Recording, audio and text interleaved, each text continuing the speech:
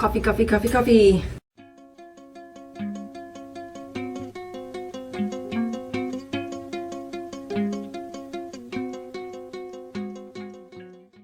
Hi everybody, it's Lisa and I am back in town from our cruise. My girls and I, those of you who haven't watched before or didn't know, we took a 7-day Caribbean cruise with Carnival, the MS Carnival Freedom. We left last Saturday the 12th, we came back the 19th, and yeah, we had a really good time. I'll throw in some photos here so you guys can see a little bit. We had 3 stops. Well, I'll back up. We had 1 sea day, then we had 3 stops, boom, boom, boom, in a row. We did Cozumel, Mexico, the first stop, Georgetown, Grand Cayman, the second stop, and Montego Bay, Jamaica, the third stop. Then we had 2 more sea days before we came back. And I have to say, I was a little worried about having 3 ports all in a row. This was my 6th cruise. It was my girl's 4th. I've done Carnival twice, Royal Caribbean once, and Disney 3 times. So the only other cruises my kids have been on, though, were the Disney cruises. So, you know, there's a lot to compare and contrast on cruise lines and ports and all of that kind of thing. But I have to say, this itinerary was perfect. We had a day of sea at first, well, a day and a half if you count the day you leave. And it really gave us a chance to you know, get to know the boat and figure out kind of what was going on. Our first stop was Cozumel, Mexico, and the way that I planned it worked out really well. It didn't really intend to plan it this way, but it was perfect. We had a super busy day in Cozumel. We got on a catamaran. We sailed to a place near Cozumel to snorkel for a bit, and then we sailed again to a private beach, or private-ish beach, where there were lounge chairs and lunch and drinks and that kind of thing, but they had all these inflatable toys in the water that you can climb on, and my youngest, who will be 14 in a few weeks, really wanted to do that. So she and I climbed all over while my oldest lounged, and you know, we really got kind of worn out. We catamaran back, they played music, you know, that kind of thing. It was really fun. The next day we were in Georgetown, Grand Cayman. Of course, if you've ever been to Grand Cayman or ever heard of it, you know that the thing to do while you're there is Stingray City. So that was the excursion that I had planned. We got on a bus that took us to a boat that took us to Stingray City. I was expecting to snorkel. I didn't do a lot of research other than I know I wanted to do that. But Stingray City is such a shallow sandbar that you actually stand, and it's about, well, I'm 5'1", so it's waist-ish deep. The weather and the water, I'll back up and talk about the weather, or I'll talk about the weather in a minute. But yeah, it was a really nice day. Got back on the boat, got back on a bus, went to the Grand Cayman Turtle Farm. I don't think that's the exact name of it, but you know, we got to learn a little bit about sea turtles and sea hatchlings and hold them and that kind of thing. We had a fun day. The next day we were in Montego Bay, Jamaica, and I had planned to do this like beach club thing. A lot of these places that you go on a cruise, you can pay to either go to a hotel or specifically a beach club where there's a pool, there's access to the beach, you can do all kinds of fun, you know, water toys, they feed you, there's drinks, that kind of thing, and that's exactly what this was. Again, perfect day, relaxing. And after having 2 really busy days in port, this was just like sort of like the cherry on top. We got to lounge around. We didn't have to do a lot of exertion. It was a short bus ride from port, although the traffic in Montego Bay is just crazy.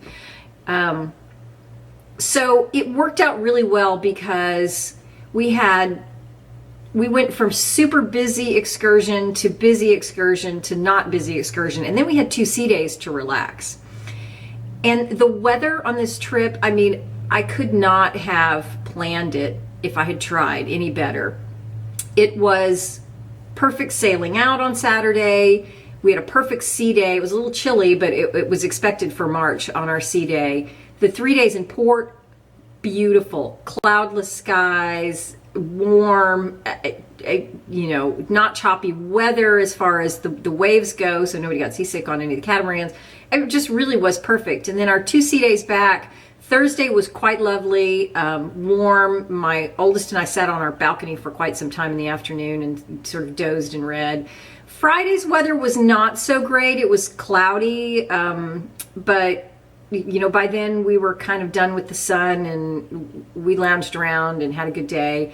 We came into port Saturday morning though. I could not believe the weather. I felt really bad for the people leaving that on the turnaround cruises because it was cold and it was windy, and in the morning it was rainy. And we live in the Houston area, and we went to the Galveston port, and this kind of weather here right at the turn of spring is not completely unusual, but definitely unexpected, because you get used to a little bit warmer weather. We had hit probably some high 80s in the last few weeks, so to turn around and have, you know, mid 60s as a high, I was like, oh my goodness.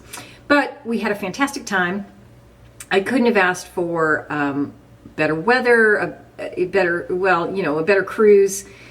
Pros and cons to every cruise line, up for discussion if you ever want to have that. I've been on several of them. But falling on the heels so closely of my father passing away, and so much stress going into all that entailed throughout January and February. And then my oldest as a junior in high school, really going through a lot of things stressfully, academically, and then my 8th grader, same thing. It was wonderful because everybody had a chance to just sort of dial it down and relax and bring it back to zero, and almost felt like a restart, I guess.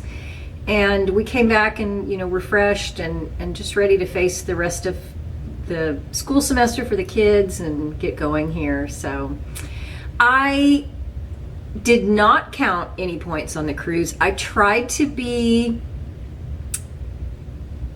mindful of what I ate. I didn't just, you know, completely stuff my face. More than anything, I tried to make the choice that I'm going to get this, but if I'm not crazy about it, I'm not going to eat the whole thing. I already posted the video of the cruise food. It's pretty short, just little clips of all the stuff that went into our mouths. The buffets for breakfast and lunch were, you know, buffet food. I couldn't complain. There wasn't anything that just made me want to go back time and time again. The exception was on the Freedom. Guy Fieri has a tie-in with Carnival, and on some of the boats, including the Freedom, there is a Guy's Burger Bite, or I don't even remember what it is. It's one of the little stations. Instead of being the big buffet, it's one of the little stations where you just stand and you get that specific thing. Those burgers and fries were amazing. I read somewhere that it was made from 80-20 ground beef, which of course is never what I buy and choose to eat, but it makes a huge difference when you want a really juicy burger. They had a big toppings bar with sauteed onions and bacon and mushrooms and lettuce and tomato and everything, and chipotle mayo, all kinds of stuff. So more often than not, we ate a lot of burgers rather than eat the buffet for lunch. I'm trying to think what we did in Cozumel. In Cozumel, they fed us. Well, we paid extra, but we got a burger. There's a picture of that in there.